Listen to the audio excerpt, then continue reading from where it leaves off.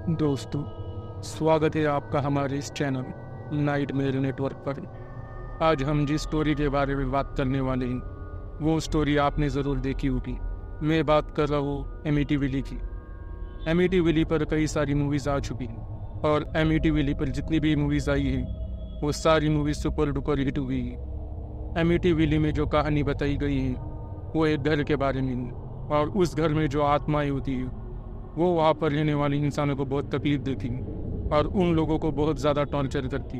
आपने ये सारी सीन मूवीज़ में देखी ही होगी, लेकिन आप में से बहुत सारे लोगों को ये पता नहीं होगा कि ये मूवी एक असली कहानी पे बनाई हुई एक मूवी है। जी हाँ दोस्तों, एमिटीविली मूवी में जो बताया गया है वो एक असली कहानी है। आज हम उसी के बारे में बात करेंगे। एमिटीविली की ये कहानी 19 के दौर में शुरू होती है, जहाँ पर लुट्स फैमिली एमिटीविली के इस घर में रहने के लिए आते हैं। लुट्स फैमिली में 4 मेंबर होते हैं, जॉर्ज, कैथी और उनके 2 बच्चे।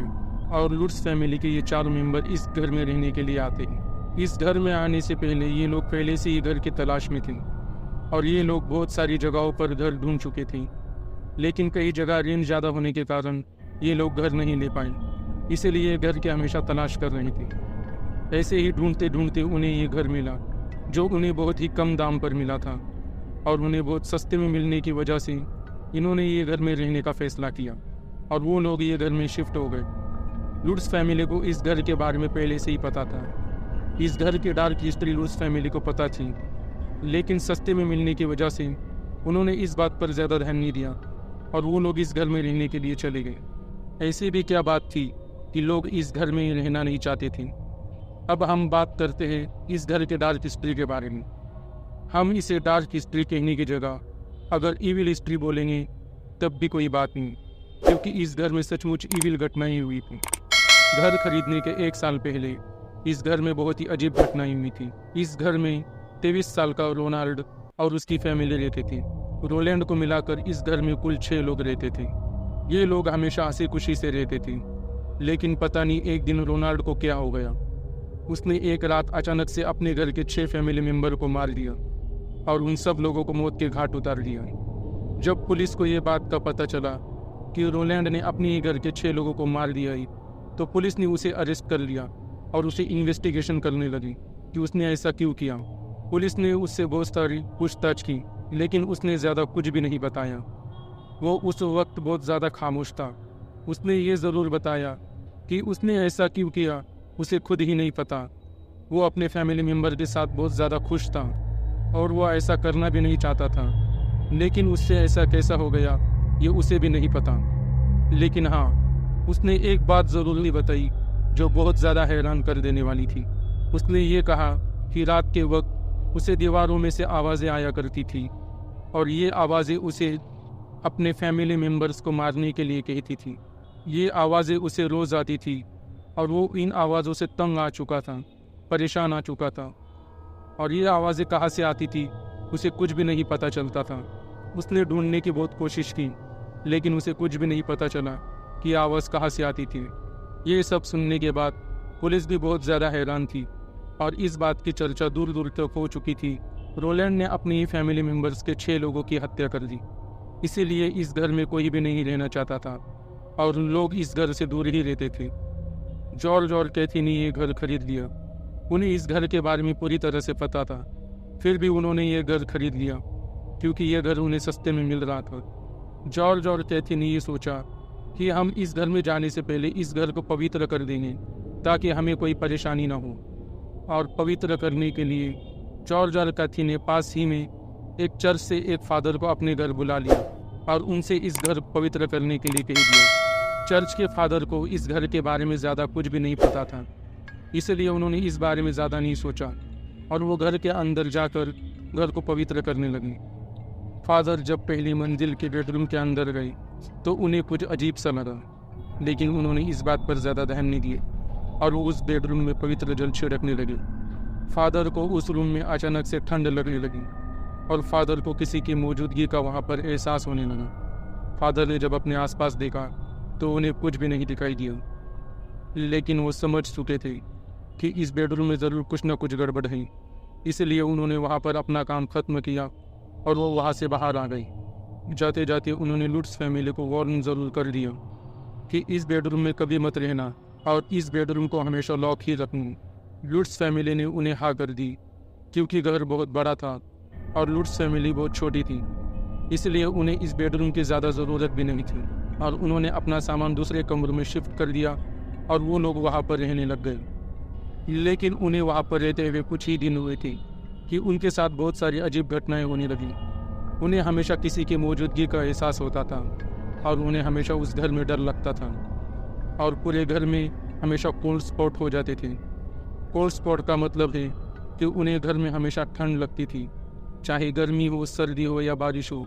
उन्हें हमेशा ठंड का ही एहसास होता था कि जहाँ पर बिना वजह ही ठंड लगती है वहाँ पर ज़रूर कुछ ना कुछ अजीब ज़रूर होता है। और वहाँ पर बच्चों की भी तबीयत खराब रहती थी और उनकी छोटी बेटी किसी से बात किया करती थी, लेकिन जब वो लोग देखते थे तो उन्हें कोई भी नहीं दिखता था। उनकी बेटी ऐसा लगता था कि अपने आप से ही बात करती थी। और अचानक से सब लोगों में एक तरह का चिड़चिड़ापन आ चुका था। एक रात जॉर्ज अपने बेडरूम में अपनी पत्नी के साथ सोया हुआ था। अचानक से जॉर्ज की नींद रात में 3 बजे खुली और वो नींद से जाग उठा। ये वही समय था जब रात के 3 बजे रोलैंड ने अपने घर के 6 सदस्यों की हत्या की थी। जॉर्ज ने जब अपने बाजू में देखा तो उसके बाजू में उसकी पत्नी की जगह एक बूढ़ी औरत सोई हुई थी जो बहुत ही भयानक दिख रही थी और वो औरत जॉर्ज को देखकर जोर जोर से हंस रही थी। जॉर्ज पूरी तरह से डर गया था और इसी डर की वजह से वो अपनी नींद से जाग उठा और उसे ये पता लगा कि वो एक सपना देख रहा था, लेकिन वो सपना इतना रियल था कि उसे ऐसा लगा कि वो सच में ये चीज़ें देख रहा है और उसे महसूस कर रहा है। इस सपने का जॉर्ज के दिमाग पर बहुत ही ज़्यादा गहरा असर हुआ। इतनी सारी अजीब घटनाएं होने की वजह से उन सारे लोगों ने उस घर को छोड़ने का फैसला किया और उन लोगों ने दूसरे दिन के समय ही उस घर को छोड़ दिया और अपना सारा सामान वही छोड़ दिया, क्योंकि वो लोग पूरी तरह से डर चुके थे और वो लोग वहाँ पर 1 मिनट भी नहीं रुकना चाहते थे और वो लोग वहाँ से दूर कहीं चले गए। जब ये बात दूसरे लोगों को पता चली कि लुट्स फैमिली ने वो घर क्यों छोड़ा तो लोगों में एक डर का एहसास हो चुका था और उसके बाद तो वो घर कोई भी नहीं खरीदना चाहता था। उस ज़माने में लॉरेंस नाम के एक पैरानॉर्मल इन्वेस्टिगेटर हुआ करते थे जो उस वक्त बहुत ही ज़्यादा फेमस थे। जब ये बात उन्हें पता चली तो उन लोगों ने वहाँ पर जाकर इन्वेस्टिगेशन करने की सोची और वो लोग वहाँ पर उस घर में जाकर इन्वेस्टिगेशन करने लगे। जैसे ही उन लोगों ने वहाँ पर इन्वेस्टिगेशन शुरू की तो उन्हें पता लग चुका था ज़रूर इस घर में कुछ ना कुछ अजीब ज़रूर है और उनके साथ में वहाँ पर भी बहुत सारी अजीब घटनाएं होने लगी थी। लेकिन वो लोग डरे नहीं और उन लोगों ने वहाँ पर कैमरे में बहुत सारी फ़ोटो कैप्चर की और उन फ़ोटोज़ में ही उन्होंने एक फ़ोटो ऐसी कैप्चर की जो बहुत ही ज़्यादा अजीब और दिल दहला देने वाली थी। आप पहले ये फ़ोटो देखिए। ये फ़ोटो एक लड़की की है। अगर आप इस लड़की को गौर से देखोगे तो आप लोगों को पता चल जाएगा कि ये लड़की कोई और नहीं, रोनाल्ड ने जिस फैमिली मेम्बर की हत्या की थी उनमें से ही एक है। और जब ये फ़ोटोज़ बाहर आई तो लोग पूरी तरह से डर चुके थे और सब लोगों को पता चल चुका था इस घर में ज़रूर कोई ना कोई तो है। जब लॉरेंस ने इस घर के हिस्ट्री के बारे में पता किया तो उन लोगों को बहुत सारे राज हाथ में लगी। 1924 में यहाँ पर एक कॉटेज हुआ करता था। यहाँ पर जॉन नाम का एक आदमी रहता था जो ब्लैक मैजिक प्रैक्टिस किया करता था और उसके मरने के बाद उसे वहीं पर दफन कर दिया गया। जब पुलिस ने लुट्स फैमिली का लाइव डिटेक्टर टेस्ट किया तो लाइव डिटेक्टर टेस्ट में सब सच बता रहा था। मतलब लुट्स फैमिली झूठ नहीं कह रही थी, वो पूरी तरह से सच कह रही थी कि उस घर में कुछ ना कुछ तो ज़रूर है। लेकिन लुट्स फैमिली ने जब ये घर छोड़ा तो इस घर में कोई भी नहीं आया। लेकिन कुछ सालों बाद 1979 में जिम और बारबरा ये दोनों अपनी फैमिली के साथ यहाँ पर रहने के लिए आए और वो लोग यहाँ पर बहुत समय तक रुके और यहाँ पर बहुत सारी फ़ोटो भी खिंचाई। लेकिन उन्हें यहाँ पर कुछ भी अजीब नहीं लगा और ना ही कोई पैरानॉर्मल एक्टिविटी उनके साथ हुई। ये सारी घटनाएं बहुत अजीब थी क्योंकि एक परिवार के साथ बहुत सारी अजीब घटनाएं हुई। एक परिवार वहाँ पर बहुत ही हंसी खुशी से रह रहा था। लेकिन जब जॉर्ज और कैथी के बच्चे बड़े हुए तो उन्होंने इस बात का खुलासा किया कि उनके पिताजी यानी कि जॉर्ज काला जादू किया करते थे। गरीबी मिटाने के लिए वो आत्माओं का सहारा लेना चाहते थे।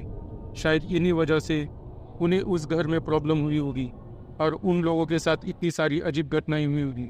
और आज भी इस घर में कोई नहीं रहता, लोग इस घर से हमेशा दूरी बनाकर ही रहते हैं।